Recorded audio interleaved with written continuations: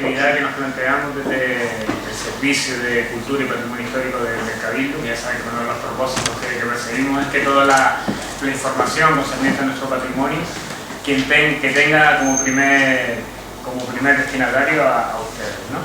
Entonces, hoy inauguramos con Pedro, que también agradezco su ofrecimiento, su amabilidad al aceptar nuestra invitación.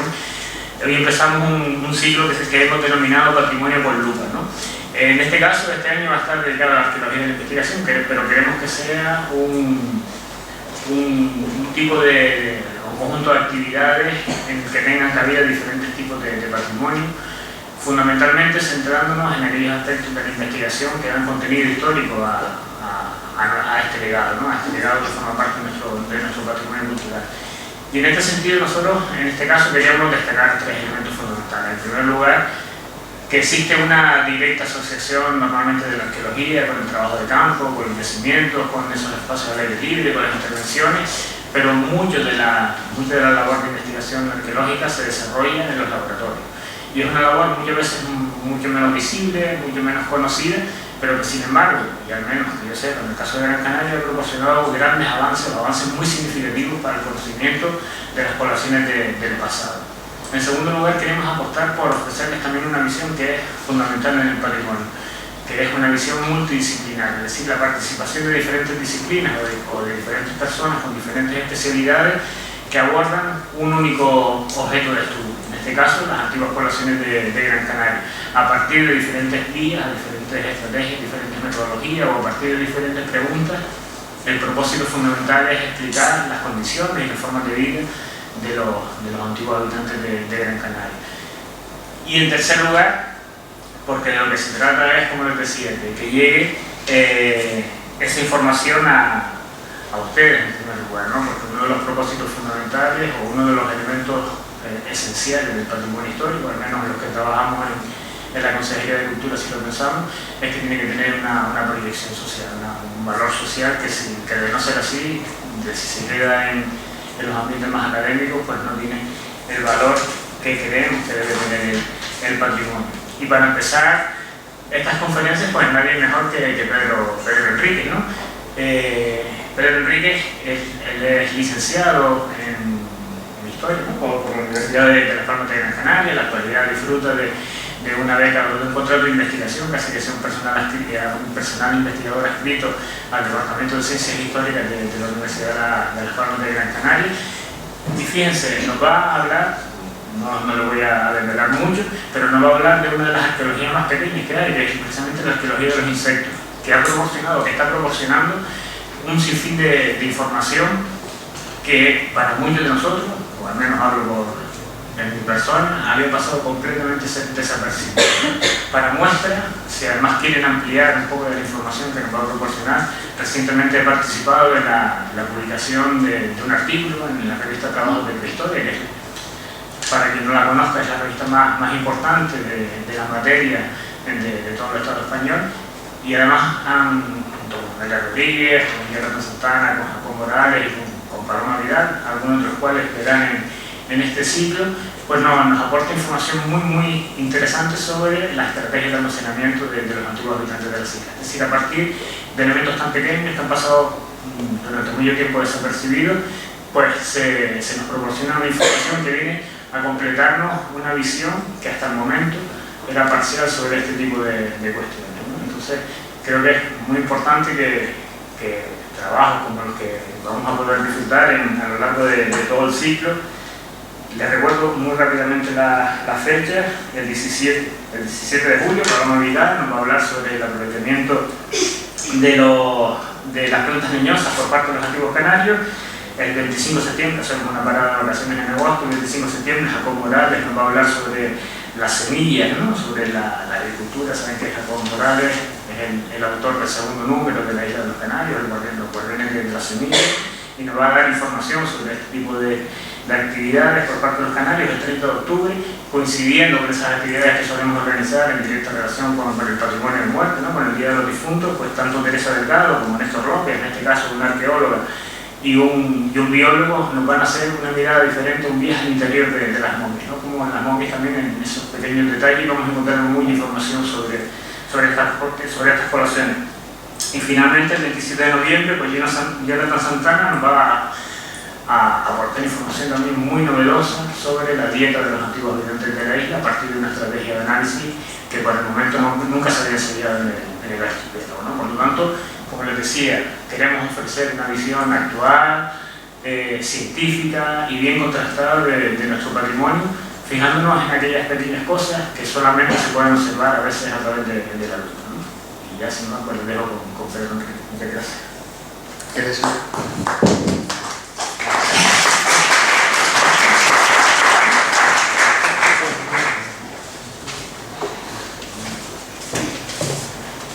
Bueno, pues como os había dicho, mi nombre es Pedro Enrique y voy a hablar de los insectos que hacen historia, ¿no? Es así como he titulado esta primera charla de este ciclo de conferencias denominado Patrimonio con Lujo.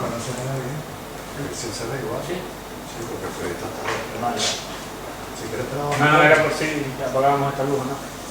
Muy bien. Se ve igual, trabajo un poco ahora. Perdón. Y bueno, quería empezar explicando a qué me dedico, ¿no? ¿Qué es la arqueoentomología? La arqueoentomología, buscando la definición etimológica, proviene de la palabra griega arcaico, que significa viejo o antiguo, a la que se le suma entomo, que significa insecto, y luego logos, que significa ciencia. En este caso es el estudio de los insectos en los depósitos arqueológicos. Sin embargo, muchas veces confundimos la arqueoentomología con la paleoentomología, que es el estudio de los insectos en los contextos paleontológicos. No sé si recuerdan la famosa película de Jurassic Park, ¿no? Donde se le sacaba ADN a esos insectos y de ahí salían los dinosaurios, ¿verdad? Bueno, recientemente leí que es imposible, que los insectos en ámbar no conservan ADN, así que lamentablemente nos vamos a quedar sin dinosaurios, al menos por este medio. Bueno, pues nosotros no nos dedicamos a esto y tampoco, o no particularmente, hacemos entomología. ¿Por qué? Porque la entomología estudia los insectos, pero es que también nosotros estudiamos arañas, estudiamos ácaros y estudiamos piojos, por ejemplo, que no son de la familia insecta, precisamente, pero que también pueden proveer información al registro, arqueológico y pueden darnos información acerca del pasado de los antiguos de la humanidad, ¿no? ¿Por qué? Pues porque convivimos con los insectos a diario, ¿verdad? No es la primera vez que vemos cucarachas por casa, ¿verdad? Las moscas ahora en verano nos molestan. Algunos habrán visto, sobre todo, estas hormigas por casa, ¿verdad? Menos comunes, o por lo menos no deberían ser tan comunes los chinches, ¿verdad? En las camas. O los gorgojos en la comida. Si hoy en día son factibles verlos en casa, en el pasado, donde las condiciones higiénicas no son las actuales, pues todavía se evidencian mucho más y por tanto pueden darnos información acerca de cómo vivían las sociedades en el pasado. Antes que nada, unos principios básicos de entomología. Los insectos son aquellos artrópodos que tienen 3 pares de patas y están compuestos por una cabeza, un tórax y un abdomen. Y básicamente esto es lo que nos vamos a encontrar en el registro arqueológico. Muy fragmentado en ocasiones y gracias a eso es con lo que conseguimos identificar los bichos. ¿Por qué lo hacemos? Porque la composición de los insectos, que es la que tienen aquí, N-acetilglucosamina, la composición de la quitina, de la que está compuesta el exoesqueleto sobre todo de los escarabajos, y es muy dura y se conserva a lo largo del tiempo, durante mucho tiempo, y eso nos permite que lo podamos rastrear arqueológicamente. Sobre todo en contextos cuando están embebidos en agua o en contextos que me ha pasado mucho calor. Bueno, pues Canarias, con clima subtropical seco, es un clima idóneo para el estudio de los insectos en los contextos arqueológicos.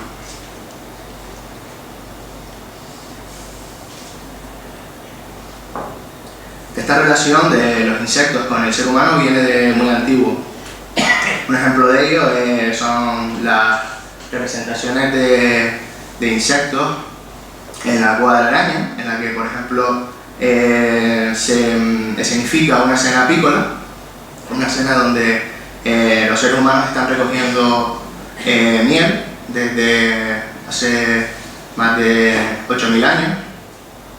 Más famosos son, por ejemplo, y los habrán visto por ahí tatuados en muchas pieles, ¿no? Los escarabajos egipcios. Por ejemplo, está representado en una de las tumbas del Valle de los Reyes. Y menos común, pues, las descripciones que hacen griegos y romanos de los insectos. Por ejemplo, es una cerámica donde se representa a un guerrero aqueo, y estos guerreros son representados como unas avispas porque decían que se movían muy rápido. Bueno, esta diapositiva casi es copiada de una diapositiva de un arqueoentomólogo que conocí hace poco. A Xavi no le va a gustar. Y es que el trabajo de la arqueoentomología es bastante complejo por lo que se representa en esta diapositiva, ¿no? Mientras que el trabajo del antropólogo estudia un solo individuo, y el del zooarqueólogo puede ser más complejo y estudia unos 10.000 individuos, la arqueoentomología estudia más de 1 millón de especies distintas. Identificarlas es por tanto muy complicado. ¿De dónde surge esta disciplina? Bueno, los primeros arqueoentomólogos fueron en la etapa victoriana, aquellos, digamos, emprendedores que empezaron a desenvolver las momias en lo que se llamaban como un Rapid Mummy Party, donde básicamente quedaban para ver qué había dentro de las momias, y dentro de ellas, pues en muchas ocasiones se documentaron insectos. Uno de los más famosos fue John Pettigrew, que descubrió Necrurgia rufipes, que es el escarabajo de patas rojas o el escarabajo de jamón, y que se documentó en estas momias. Sin embargo, estos son hallazgos puntuales. Cuando se documentan, se recogen, se estudian y se llevan a un entomólogo, decían qué especie era y ya está, y no pasaba más. Otro ejemplo, por ejemplo, es de una excavación en el cementerio galorromano de Reims en el año 1887, donde se documentan restos de gorgojos. Esto es debido a que los romanos son los que expanden esta plaga por toda Europa, y entonces se encuentran en estos contextos. Probablemente había más insectos, pero el que más llamó la atención, porque era el que se veía en el registro, fue y fue el que se documentó. No sería hasta la década de los 60-70 cuando Russell Cook y John Osborne inventaron la flotación con parafina, y con ello el registro de insectos pues aumentó mucho más, y con ello la información que nota. Hoy en día pues tenemos esta noticia, por ejemplo, es del año pasado, donde se hallaron los primeros escarabajos momificados en Egipto, y es más común ver este tipo de noticias en la tele, ¿verdad? Esto también es porque los métodos de recolección se han mejorado, y podemos ver muchas más especies. Bueno, podemos diferenciar en sí, hoy en día se han diferenciado dos campos. Uno es la entomología forense, que ha ayudado al estudio de la antropología en la arqueología, y por el otro lado el estudio de las plagas y de los insectos relacionados con los seres humanos cuando están vivos. En este contexto podemos diferenciar, por un lado, las prácticas que la entomología puede ayudar a diferenciar determinadas prácticas funerarias. También nos puede ayudar a determinar determinados usos del espacio, nos ayuda a estudiar, como he dicho, la economía y la dieta, y también a reconstruir los paleoambientes o aquellos espacios donde se vivió en el pasado. Voy a empezar a hablar de una serie de trabajos para dar un ejemplo de lo que realiza la arqueoentomología en estos espacios.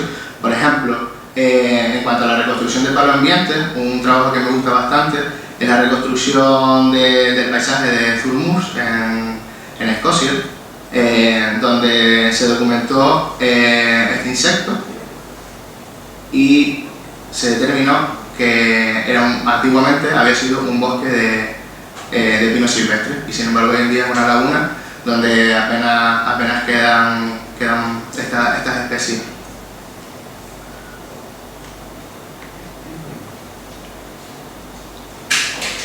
Otro trabajo que me gusta bastante sobre el uso de los espacios en el registro arqueológico, este fue uno de los primeros trabajos que leí cuando empecé a adentrarme en esta disciplina. Es el de la excavación de la casa de Ranefé en Egipto, donde se pudo determinar qué habitaciones estaban destinadas al almacenamiento de grano y cuáles estaban destinados al almacenamiento de carne, de productos cárnicos, o donde se había estado procesando la carne y habían quedado restos que terminaron pudriéndose, y sin embargo no quedaron en el registro arqueológico, no quedaron evidencias de huesos. Si no recuerdo mal, era la habitación 1 y la habitación 2 las que estaban destinadas al procesado de productos cárnicos, y estos circulitos era donde estaba el almacenamiento de grano. Además de las pupas que vemos ahí, son pupas de California, que son las moscas verdes que vemos habitualmente cuando hay un alimento descomponiéndose en casa, ¿verdad? Pues se documentaron en la habitación 2, mientras que en el resto de habitaciones se documentaron plagas típicas de graneros que veremos a continuación. En cuanto a las prácticas funerarias, he puesto el trabajo de mi codirector de tesis en Francia, que es Jean-Bernard Huchet, el cual estudió la necrópolis de la pirámide de la Luna, del antiguo Mochica, y descubrió que restos de pupas que pertenecen a moscas que aparecen en un determinado momento de la descomposición del cadáver. Entonces él determinó que el cuerpo había estado expuesto un tiempo antes de haber sido depositado en su lugar definitivo.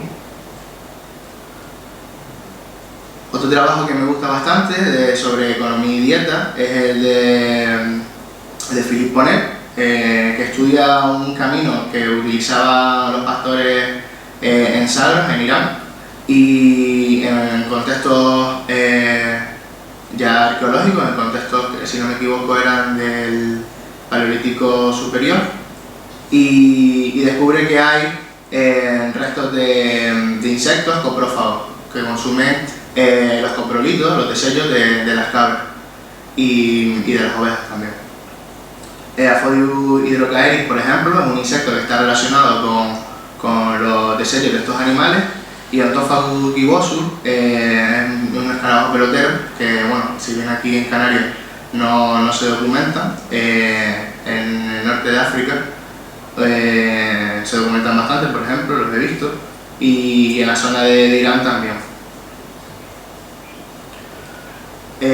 Otro trabajo con respecto a las plagas es el de Eva Panagiotokopoulou, que estudió una serie de semillas en del yacimiento de Akrotiri en Santorini, en Grecia, que era de la edad del bronce, y en él se ve, si se fijan bien en las fotos de la semilla,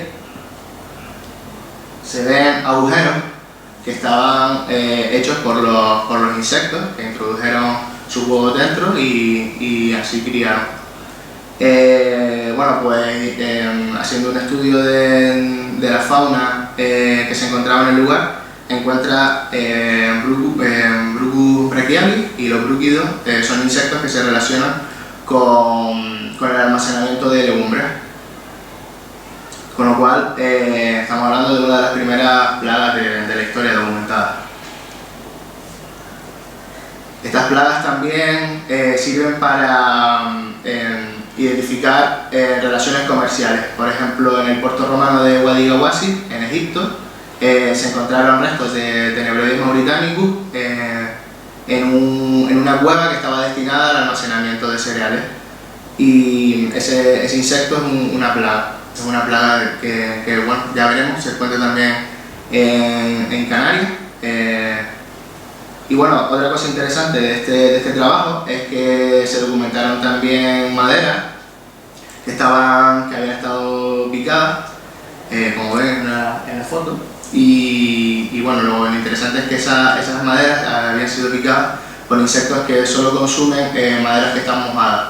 Entonces, en el trabajo que han estado en constante movimiento dentro del agua. Entonces, la conclusión de este trabajo es que las maderas de estos barcos que llegaban al puerto de Wadi Gawasi habían sido utilizadas para acondicionar el espacio de almacenamiento y por eso tenían este tipo de picaduras. Bueno, y entrando un poco en materia de lo que estamos haciendo en Canarias, podemos decir que en Canarias ahora mismo se han abierto dos frentes en la arqueoentomología.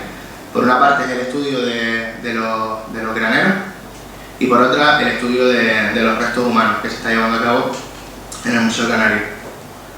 Yo hoy les voy a hablar de las plagas de los antiguos canarios y un poco de qué es el tema de mi tesis.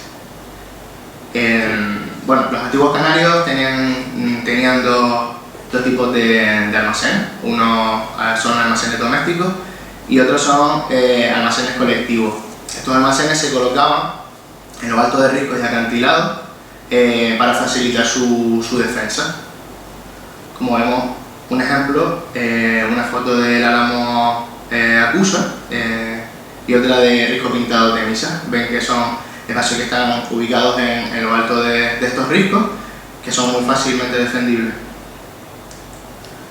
Este tipo de almacenamiento tiene su correlación con una serie de estructuras que también se documentan en el norte de África, como son estos casares en Marruecos, y también se documentan en la península ibérica, como es el ejemplo de la Cueva de los Moros en Valencia, que allí se denominan cueva ventana.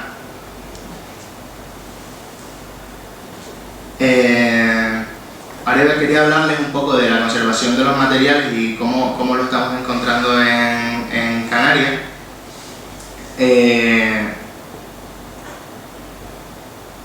No sé por qué he puesto esto aquí, pero bueno.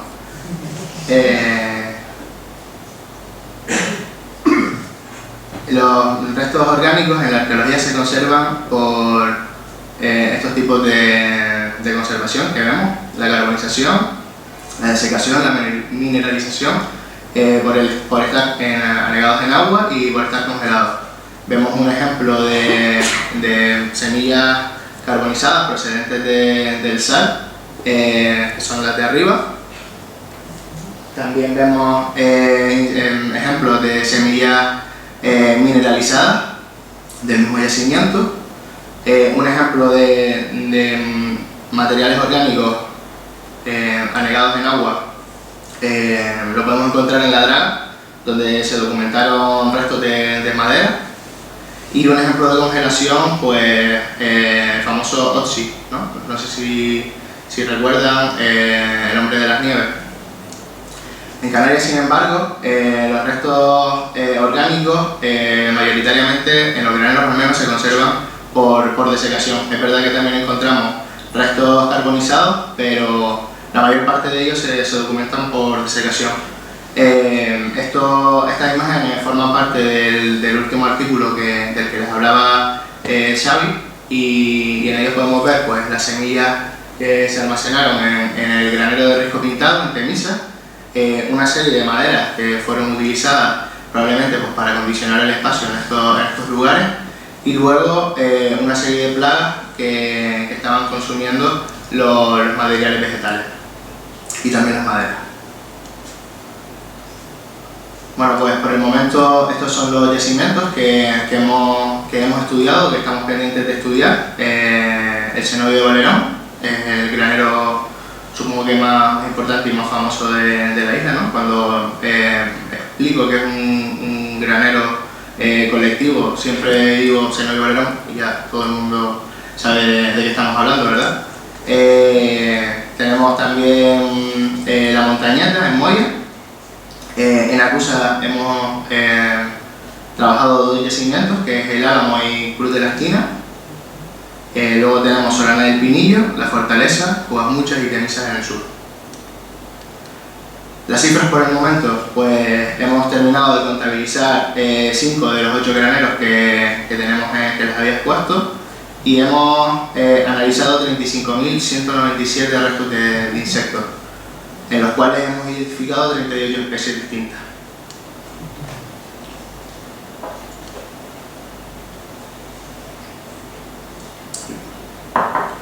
Para hacerlo, el trabajo que desempeñamos pues, a veces es un poco peligroso, como vemos en la imagen. Tenemos que escalar hasta lo alto de esta estructura, y ahí lo que nos encontramos pues, es esto. Este es el interior de uno de los silos, y encontramos pues tanto restos de lítico como restos de madera, restos de argamasa, restos de cuerda, fibras vegetales. Vemos también demasiados coprolitos, sobre todo de pájaros que están entrando en estas, son cuevas, que es normal que estén documentándose allí. Pero también documentamos semillas, insectos y sedimentos. Lo que hacemos es entrar en estos graneros y en cada silo recolectamos 1 litro de sedimento. Habitualmente, como les había explicado antes, lo que se hace es meter estos sedimentos en parafina para que los insectos floten, y con ello pues, estudiarlos con mayor facilidad, ¿no? Lo que les hablaba antes de Russell Cree-Coop. Sin embargo, nosotros no podemos realizar esto porque la matriz vegetal, la matriz sedimentaria tiene demasiados vegetales. Entonces flotaría todo el sedimento, y lo que tenemos que hacer es cribarlos en seco, luego analizarlos a la lupa, y luego pues pasarnos muchas horas delante de esta lupa separando los materiales. ¿Y qué vemos? Pues esto es lo que vemos. Esto es un plato Petri donde hemos puesto la fracción de 1 milímetro. Vimos antes la columna de criba. Está compuesta por varios platos, y en estos platos cada uno tiene un tamiz de un tamaño diferente. Bueno, pues este es el tamiz de 1 milímetro, que es habitualmente donde se encuentran estos insectos y las semillas más pequeñas. Los insectos más grandes y las semillas más pequeñas. ¿Qué encontramos? Pues cereales, legumbres y frutas, sobre todo higos. Bueno, desde aquí se ven casi algunas semillitas de higo, se pueden ver casi, pero de eso ya les hablará Jacob en su momento. Sin embargo, si quiero que nos fijemos en las semillas de cebada, que tienen una serie de agujeros. Y si recuerdan el trabajo de Panagiotokopoulou, el trabajo de las legumbres de Agrotiri, tenían unos agujeros muy similares, ¿verdad? Bueno, pues esos agujeros están realizados por las plagas. En este caso, por el Cytophilus granario. Les he estado hablando de qué es una plaga. Realmente no la he definido. Me gustaría definirla como los organismos que producen daños a los intereses de las personas, ya sea a nivel de salud, por ejemplo la garrapata, que puede provocar problemas, enfermedades a los seres humanos, también a los animales. Por ejemplo la langosta, que puede ser la plaga más famosa, ¿no?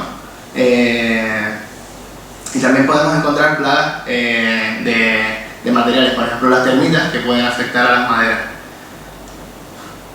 Bueno, pues esto es lo que encontramos.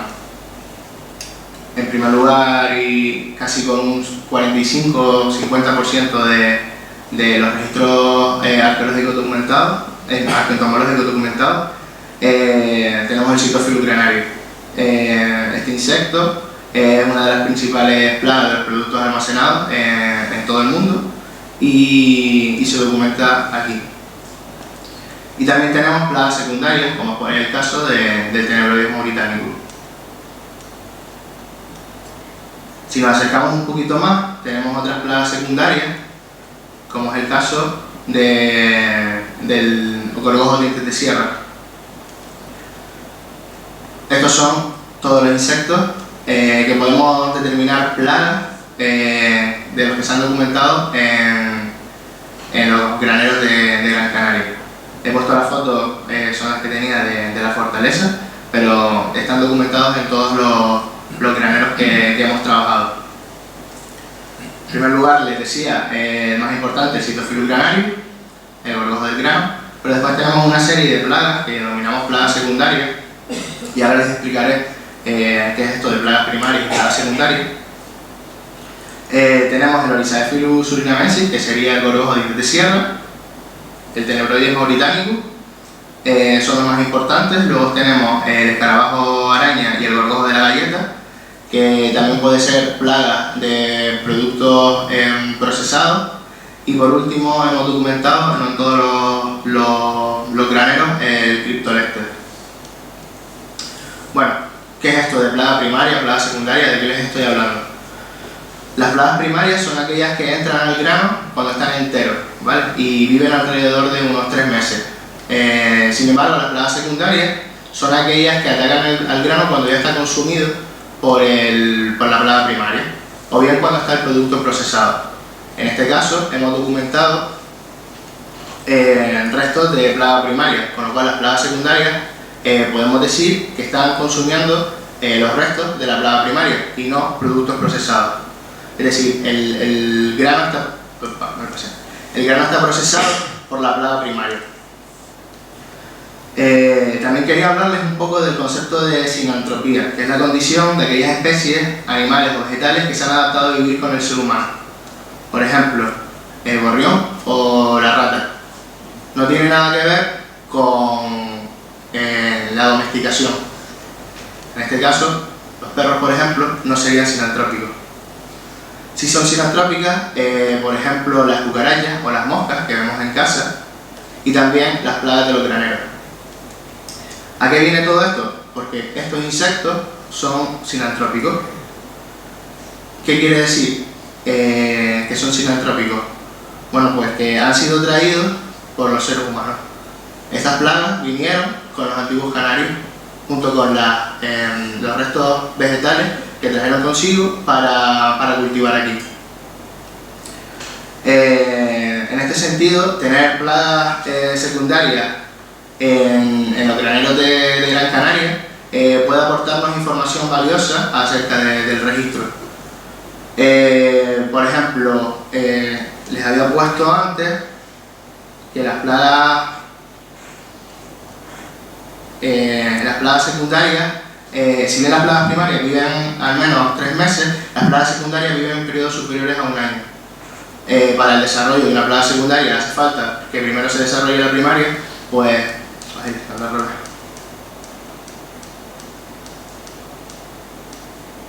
podemos decir que las plagas secundarias son un indicador de almacenamiento a largo plazo dentro de estos almacenes. Es decir, que en los almacenes en los graneros colectivos de Gran Canaria se almacenaba el grano por un periodo superior a un año, al menos.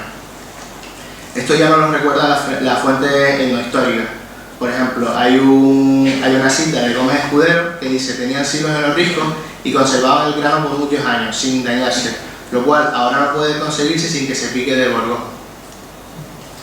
Sin embargo, nunca habíamos documentado este almacenamiento a largo plazo en la arqueología.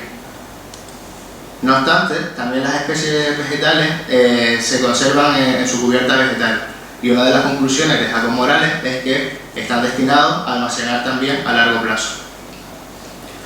Este almacenamiento a largo plazo puede significar varias cosas. Por una parte, se almacena en estos graneros para conservar la simiente, o simplemente para crear un estocaje y con ello tiene unas implicaciones en las relaciones sociales de producción. No sé si entienden. Bueno, en conclusión, un poco para terminar, en Canarias tenemos una óptima conservación de restos entomológicos y se están investigando los procesos de almacenamiento y los espacios funerarios. Los antiguos canarios introdujeron especies de insectos que a la larga les significaron pérdidas económicas, y estas plagas nos están ayudando a comprender el funcionamiento de los graneros colectivos en Gran Canaria. Muchas gracias.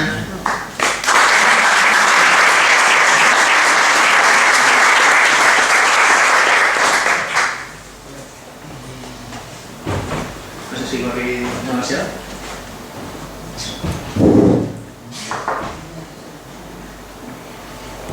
Realmente es un trabajo difícil, hay que ver las horas que se mete Pedro mirando la lupa, ¿no? Y de hecho, un poco es en homenaje a la dedicación de estos compañeros y compañeras a ese trabajo continuado y perseverante en la lupa, ¿no? que queríamos darla a conocer. Y además, como decía Pedro, ¿no? Y la identificación de un montón de especies, y eso de aprenderse esos nombres tan difíciles que lo suelto ya con mucha familiaridad. No sé si tienen alguna pregunta.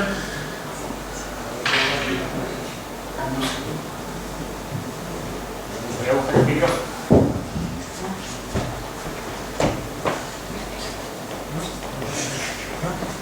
Hacemos a viva voz. Los insectos que te has encontrado aquí en Gran Canaria más antiguos, los han datado. Sí, tenemos varias dataciones sobre insectos.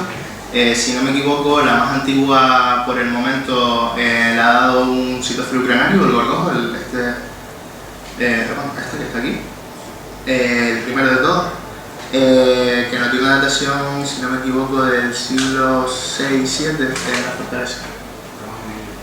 Ese sería el más antiguo hasta el momento que hemos datado. Bueno, un apunte, que lo bueno es que se está datando esos insectos directamente, ¿no? Lo cual constituye también un respaldo evidente a todas las informaciones que se están haciendo. Perdón. Me ha gustado mucho escucharlo por solidaridad, ¿no? Dentro de lo que es ese mundo de la arqueología. Pero hay una cosa que creo que se pasa un poquito rápidamente y que sé que cuesta mucho trabajo, que es determinar las especies, que normalmente se hace a través de una colección de referencia, ¿no? Para poder llevar a cabo una anatomía comparada de esos fragmentos de esqueletos, o bien a través de la bibliografía. Entonces quería saber cómo es ese paso de ir determinando pequeños, porque a veces, ¿no? Has puesto los fragmentos enteros, o los fragmentos, los caparazones enteros, pero a veces están fragmentados y la mayor parte de las veces está fragmentado. La mayor parte de las veces. Y es muy complicada la orientación, la determinación. Entonces también quería destacar ese trabajo de determinación tan complicado y con un número de especies tan enorme. Entonces, ¿cómo lo llevas a cabo? Si tienes colección de referencia, que sé que no es fácil preparar. Pues en primer lugar estábamos utilizando las referencias bibliográficas, es decir, estos trabajos de los que he hablado pues me han servido para ir viendo dentro de ese millón de especies de insectos que existen en el mundo, ver primero las que están en Canarias y luego las que pueden estar, por ejemplo, en un contexto de almacenamiento, pues destinadas al almacenamiento, ¿no? Y luego pues hemos empezado a crear nuestra propia colección de referencias, lo cual, como dices, es bastante complicado y bastante costoso económicamente, puesto que el material entomológico es muy caro, no hay en Canarias, hay que traerlo de fuera y entonces pues sí, es bastante costoso en todos los sentidos. Pero sí estamos utilizando las dos formas. Sí, ¿verdad? Bueno, había dos preguntas relacionadas. La primera es si se sabe qué insectos son introducidos por los canarios y cuáles son autóctonos. Me parece que sí. Y la segunda sería si se podría tomar este tipo de insectos como datación, como marcador, para conectarlo para sacar por ahí, quiero decir, en qué época se lograron las canarias. Podría aprovecharse para sacar esto. Es un poco complicado. Bueno, en primer lugar, la primera pregunta, si se sabe, estos insectos que les ponía aquí fueron introducidos por los antiguos canarios por esa condición sinantrópica, es decir, estas especies no viven en la naturaleza, solo viven asociados al ser humano. Algunas de ellas las hemos datado y nos han dado cronologías prehispánicas, con lo cual podemos determinar que son especies que fueron introducidas efectivamente por los antiguos canarios. Y en cuanto a la segunda cuestión, es un poco complicado. No hay un momento, hay momentos en los que la plaga se expande, por ejemplo el Cytophilus granarius se expande sobre todo tras el Imperio Romano, pero no llega a todos los lugares en ese momento, ¿no? Luego es curioso, por ejemplo, Mesium americanum, como su nombre indica, la primera vez que se identificó fue en América y se suponía que era una plaga que provenía de América hacia el Viejo Mundo, y sin embargo nosotros la hemos datado y tenemos fecha prehispánica, con lo cual no todas las especies sirven para eso, para ver el movimiento del tráfico, sobre todo en qué momento llega ese tráfico de personas aquí.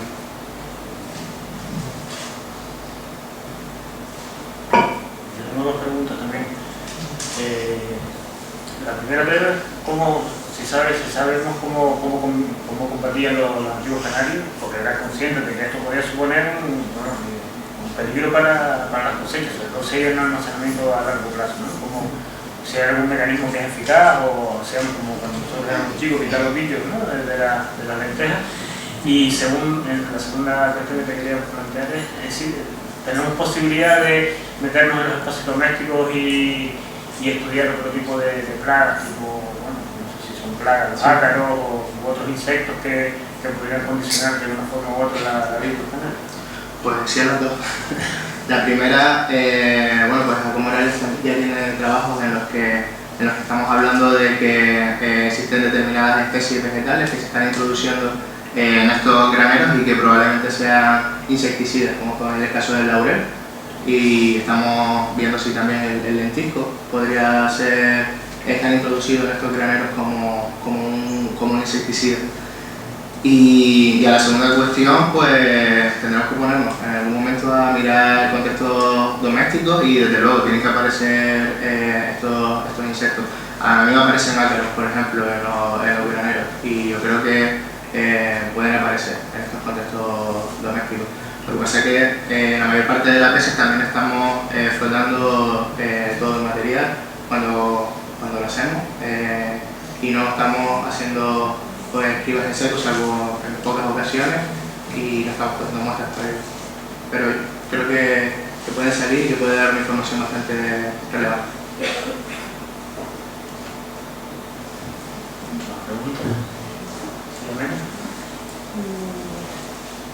Escuchando, y como yo tenía también información privilegiada, que han hecho algunas preguntas, pero yo creo que deberías un poco explicar cómo debe ser esa recogida de materiales para poder abordar los distintos tipos de estudios que se pueden hacer con los insectos, ¿no? Porque has hablado, si se hace flotación, no sirve para determinadas cosas.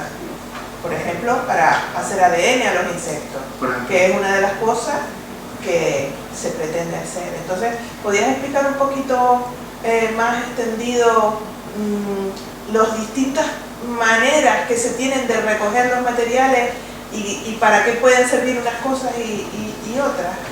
Pues para determinar qué insectos aparecen, una flotación con parafina, lo que estábamos hablando, simplemente recoger el sedimento y meterlo en parafina y los insectos flotan solamente. Sin embargo, esto se carga pues ADN, no sé si las dotaciones con la parafina les afecta. Luego la flotación con agua pues afecta al ADN, entonces para algunas cosas, si pretendemos hacer estos análisis, pues no vendría nada bien. Es más costoso, pero yo creo que lo mejor es la criba en seco. Trabajamos muchísimo, nos costará mucho, pero siempre se puede dividir la muestra, es decir, nosotros cuarteamos el sedimento, no estudiamos todo el sedimento, sino ahora mismo no estaría aquí, estaría estudiando todavía en la universidad, debajo de la lupa. Lo que hacemos es dividimos en muestras representativas el sedimento y analizamos una parte de él, y luego así con eso tenemos estadísticamente representado el registro arqueoentomológico en ese sentido. Yo creo que es la mejor opción en Canarias, por lo menos, ya que tenemos unas condiciones de preservación por desecación que permite que se conserve pues ADN, que se conserve insectos enteros. Es muy difícil que se conserven los insectos como los están viendo en las fotos. Estos son fotos de insectos arqueológicos y cuando los he puesto por ahí en charlas y demás, pues los otros arqueoentomólogos se extrañan porque lo normal es encontrar fragmentitos, solamente lo que decías antes, Carmen. Pero bueno, esto no es lo habitual, es decir, he puesto la mejor foto, está claro, pero sí es posible encontrarnos los insectos así, con lo cual también es posible porque estamos cribando seco.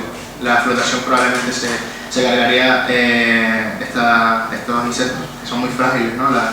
Por ejemplo, tenebroides mauritánicos, pueden ver lo que une el tórax con el abdomen, muy pequeño y se rompe con mucha facilidad. Orisaephilus surinamensis es casi imposible encontrarlo entero, pero ni vivo, desde que muere ya se está fragmentando. Entonces, bueno, la conservación en Canarias permite que se conserven así, pues está claro que es mejor la criba en seco. Y para ello lo que hay que hacer es recoger el sedimento y guardarlo, simplemente. No tiene mucha más ciencia meter el sedimento en recoger el sedimento, saber exactamente de dónde procede, coordenarlo bien y ya está. Y otra pregunta, aparte del Mecium americano, ¿hay algún otro insecto que supuestamente no debería estar ahí? ¿O es el único? Bueno, Orisaephilus surinamensis, como el nombre indica, también fue determinado la primera vez en América, pero no. Ya hay dataciones de Orisaephilus surinamensis en contexto incluso del Neolítico. Creo que en Mándalo, en Macedonia, hay Orisaephilus surinamensis datados en contexto pues, neolítico. Sin embargo, el Mecium americano era uno de los que se debatía, que había sido una plaga traída con posterioridad a la conquista de América y bueno, las dataciones que tenemos y que por ahora no sabía nadie, pues nos han dicho que es un insecto que estaba ya en el viejo continente antes de la conquista de América. Bueno, una primicia. Sí, se va como una primicia aquí. Bueno, yo creo que es importante también, antes se me olvidó comentarlo en la presentación, que sepan que los compañeros y las compañeras que van a participar en este ciclo no son personas que están únicamente y exclusivamente todo el día en el laboratorio, son igual de solventes en el laboratorio que en el campo, ¿no? De hecho, veíamos unas imágenes de Pedro y ese equipo de Jacob Morales y de María Rodríguez que literalmente se juega la vida para ir a buscar muestras, ¿no? Bueno, gracias a Sergio, de Alicio, que soy calor. No me subo. Y luego yo tenía otra pregunta, no sé si hay alguien que en general le interese el mundo de los insectos, pero hay otro tipo de insectos, por así decir, no sinantrópicos que están apareciendo en el registro, las hormigas, cebolla, bueno, insectos o cualquier otra cosa. Sí, hay insectos que no son sinantrópicos y que están apareciendo. Hormigas, cabeza de hormiga tengo para dar y regalar. Pero bueno, hay otros insectos que son interesantes y que están apareciendo no solamente en contextos de almacenamiento, sino también en los contextos funerarios, como son los derméstidos, que están apareciendo en ambos contextos.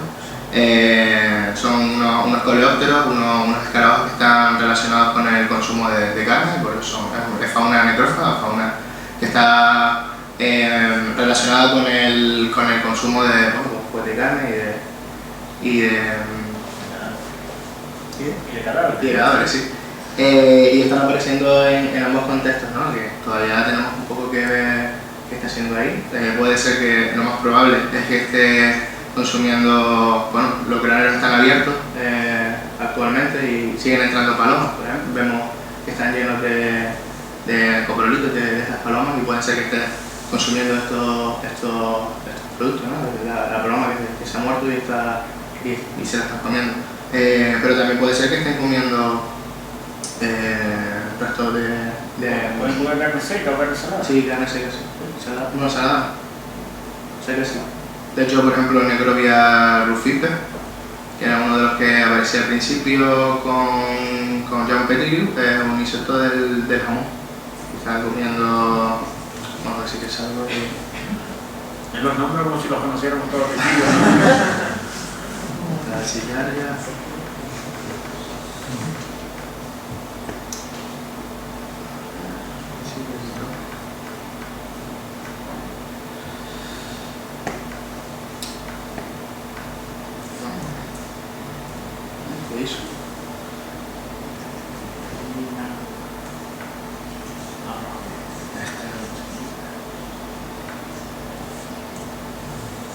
Este es un insecto que está relacionado con los productos cárnicos procesados, en este caso por ejemplo con el jamón.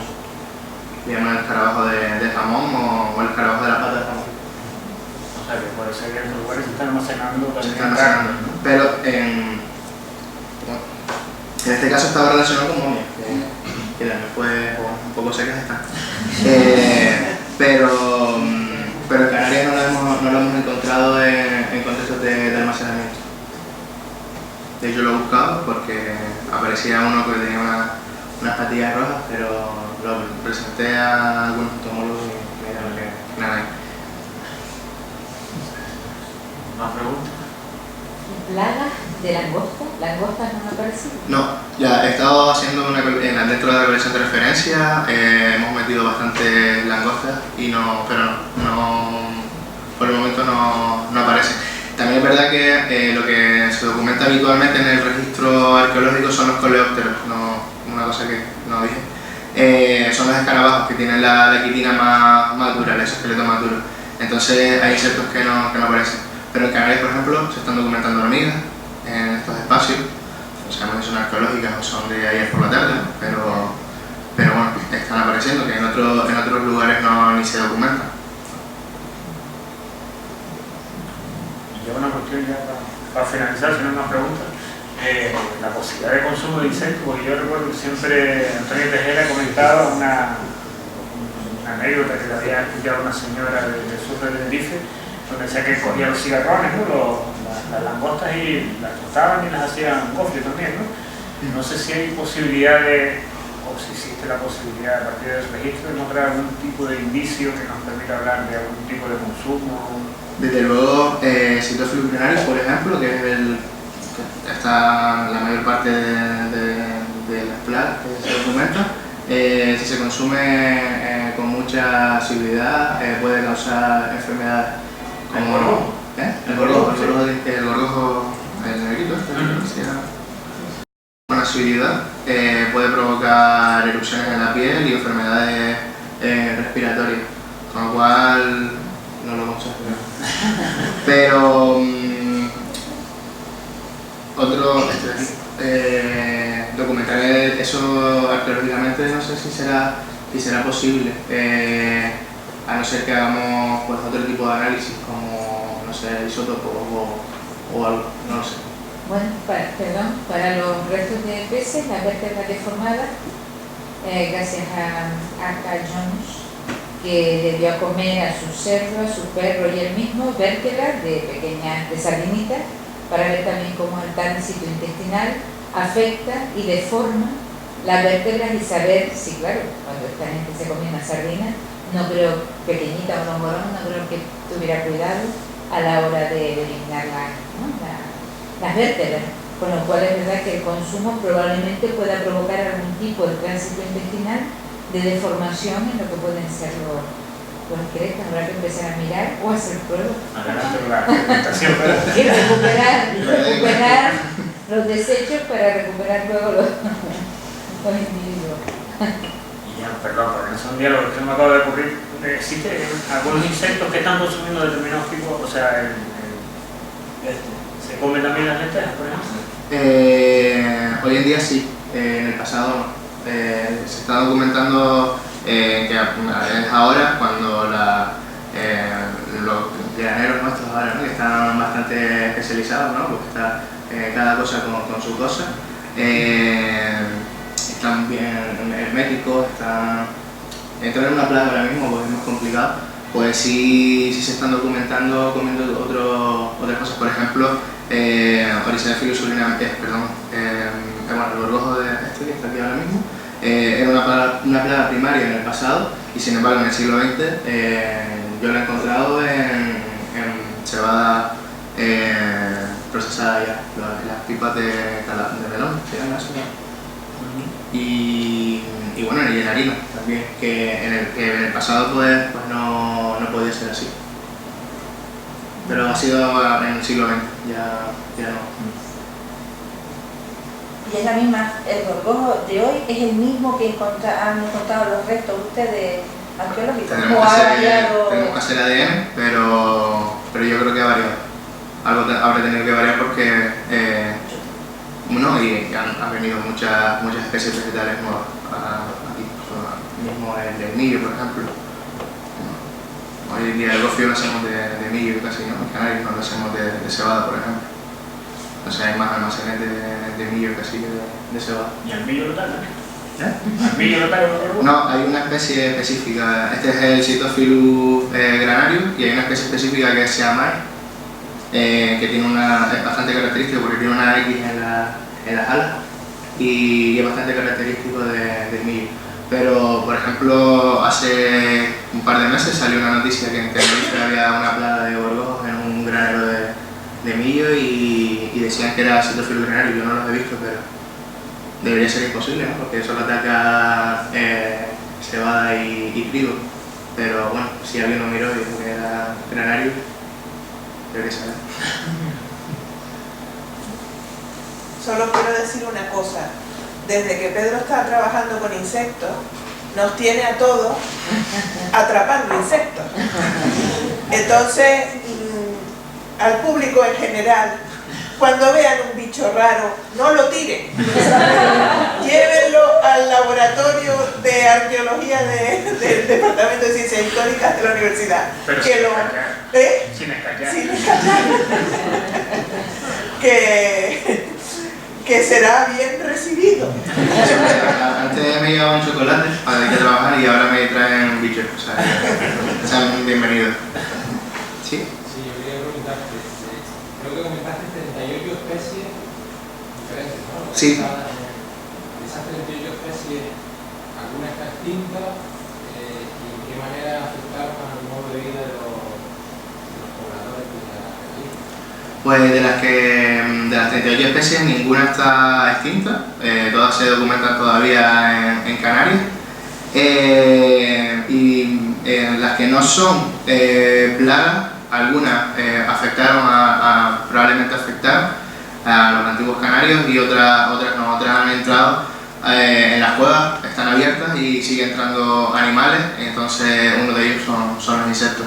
Encontramos muchas, por ejemplo la paquita, hay varios, Gran canariensis, hay un montón y están apareciendo mucho y son las paquitas que encontramos en el campo. Entonces, como tal, es por eso es importante el concepto de insecto sinantrópico, ¿no? Porque solo está relacionado con el ser humano, no vive en la naturaleza. No nos vamos a encontrar un gorgojo en el campo mañana cuando vayamos. Lo podemos encontrar solamente en estos espacios antropizados. Entonces, de esas 38, esta selección son las que seguro afectaron a los antiguos canarios. Otras aparecen en el registro, pero pueden ser de ayer, de hace un siglo o de los antiguos canarios.